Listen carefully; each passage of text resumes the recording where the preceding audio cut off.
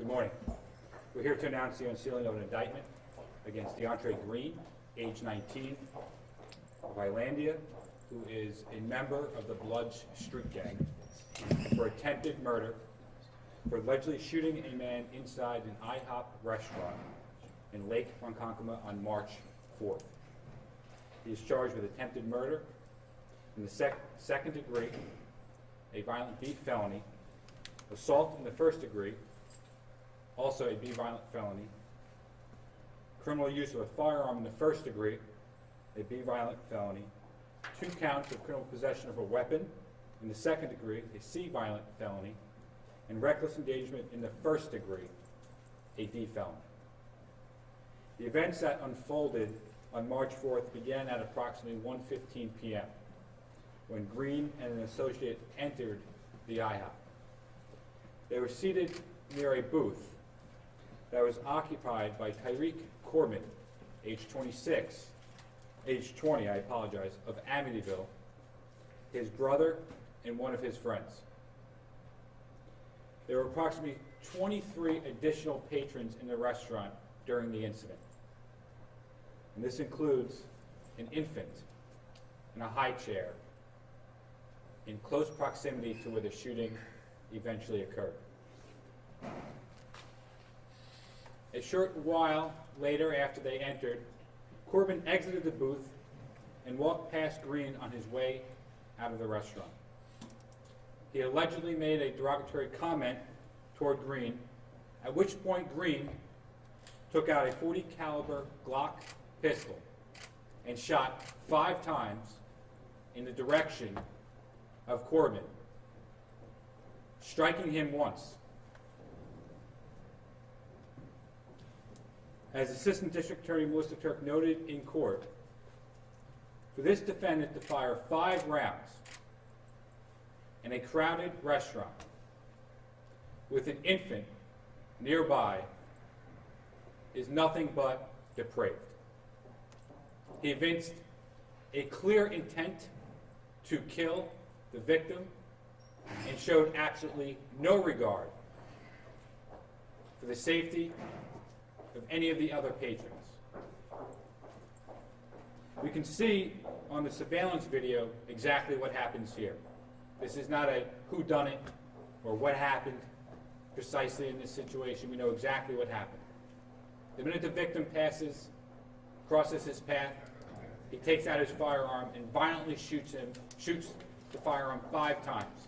The victim struck once. The victim is pushed back into that infant that I referenced. You'll see on the video that the infant's forehead almost crashes onto the table. You can see the family sitting in that booth. Imagine for a moment being that family.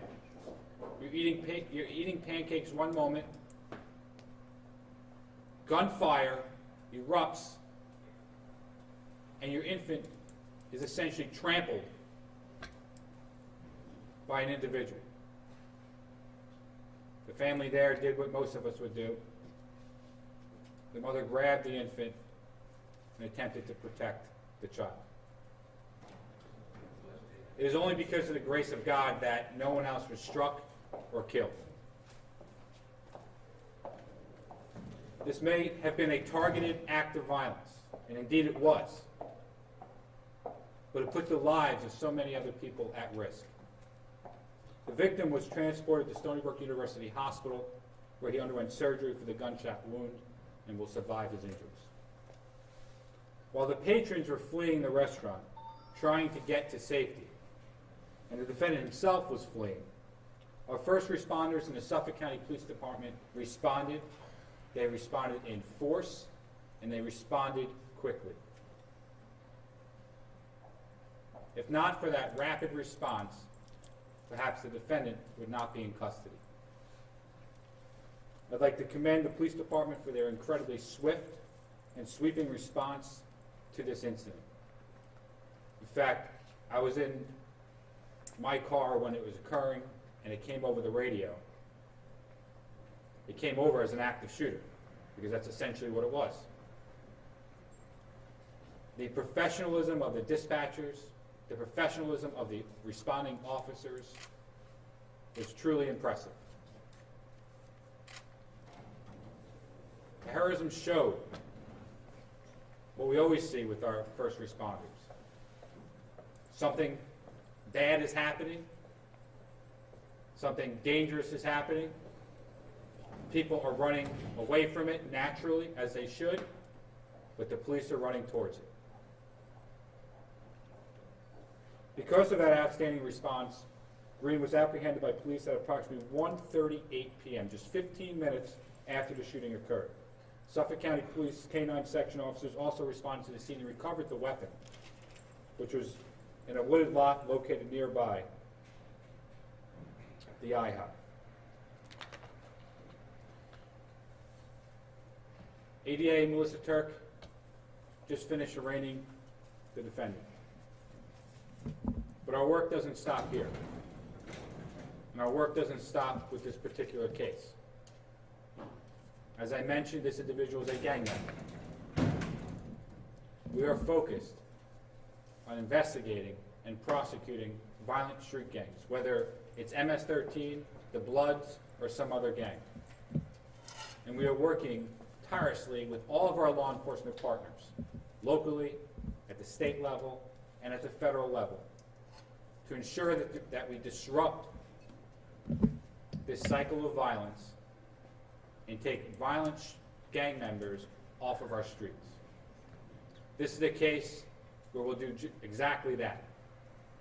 As ADA Turk noted, he faces a maximum sentence of 30 years, 25 on the attempted murder, plus a possibly consecutive sentence of 5 years for the criminal use of a firearm. This is a serious case. We'll treat it as such. And I want to thank the outstanding work of the Enhanced Prosecution Bureau, who's handling the case, particularly ADA Turk, as well as ADA Jen Melito from our Major Crimes Bureau, who initially caught this case and did some outstanding preliminary work to get us where we are today. And with that, I'll take any questions. Mr. Sini, the Yes. defense says that Mr. Corbin, when he walked past the defendant, had a gun, and that he basically reacted out of a fear for his own life, and he's saying he acted in self-defense. You want to address that? There appears to be no legitimate self-defense claim here. In fact, as we heard during the court proceeding, the defense counsel made mention made an allegation that the victim had hit the defendant in the head with a bottle the night prior. I'm not suggesting that that's accurate, but to the extent it is, that obviously is not a legitimate justification defense, and there's no evidence that there was any self-defense here. In fact, according to the defendant's own admission, that's not what happened. What happened was that the victim walked by the table and made a derogatory comment, which was stated in court, and that's what prompted the shooting. Do you know if the complaining witness had a gun? No gun was recovered from the complaining witness. Do you believe he is a gang member? I'm not going to comment on the gang status of the victim or any of the associates that were present at the scene. I did state that the defendant is a confirmed Bloods gang member, and I'll leave it at that for now. The reason I asked is because police made it appear that this was an intra-gang dispute. Can you confirm that? I don't want to talk too specifically about that. This is definitely gang related. The defendant is a Bloods gang member, and other than that, I'll just say we're working diligently with all of our law enforcement partners to disrupt any existing cycle of violence, and we will hold all those accountable who have committed acts of violence. Sir, was it just a coincidence that the two of them were in the restaurant at the same time following the quarrel the night before? Well, again, I'm not confirming whether or not it's accurate that the victim hit the defendant with a bottle the night prior, and regarding why they were there together at the same time, I'm not going to speculate. Can you spell Tyreek's first name? Sure. It's T. I can get that. Okay, thanks. And I'm sorry. Thought I could. We'll get. I'll get it. And also, since Turk mentioned. Tyrick. T-Y-R-I-E-K. T-Y-R-I-E-K. And, T-Y-R-I-E-K. I-E-K, got it. There was mention of a person that Mr. Green walked in to the restaurant with. Who was that? I don't think we confirmed that on the public record, so I'm not going to comment at this time. Thought I heard a name. Did we? Okay, I apologize for that. Oh, that's Mr. Kent. Yes. I'll Who- get who you is- the spelling. Yeah. What was, did he have a role in this, or was he? At this point, we're not going to comment much as to the role of anyone else or the relationships. I made it very clear that this is part of an ongoing investigation. We are confirming this is gang-related, that the defendant is a gang member.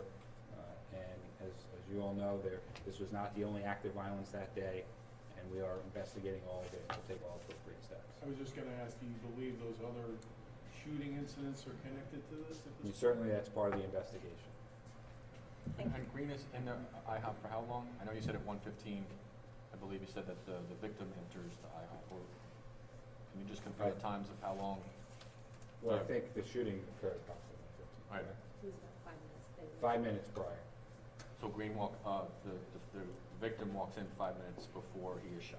Is that okay? Yes. Okay. Thank All right, you. thank you very much.